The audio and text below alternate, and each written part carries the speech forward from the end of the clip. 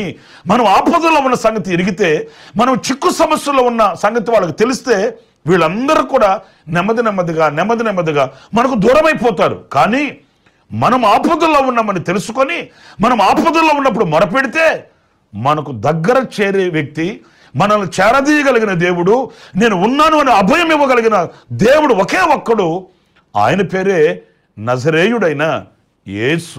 ప్రియులారా, ఆయన మన స్థితిని చూచి ప్రేమించేవాడు కాదు, మన కొదువను చూచి దూరమయ్యేవాడు కాదు, మన యొక్క హీన స్థితిని చూచి ఆయన మనల్ని అసహించుకునేవాడు కాదు. కానీ మన దీనస్థితిలోనే మన దరి చేరేవాడు, మన ఒంటరితనంలోనే జంటగా నిలిచేవాడు, మనం ఏకాకిగా ఉన్నప్పుడే మనకు ఆయన తోడు నీడగా నిలిచి మనకున్న ప్రతి అవసరాన్ని ఆయన మహిమైశ్వర్యములో నుంచి తీర్చగలిగిన గొప్ప దేవుడండి. ఆయన పేరే నజరేయుడైన యేసు, ఆదరణకర్త అయిన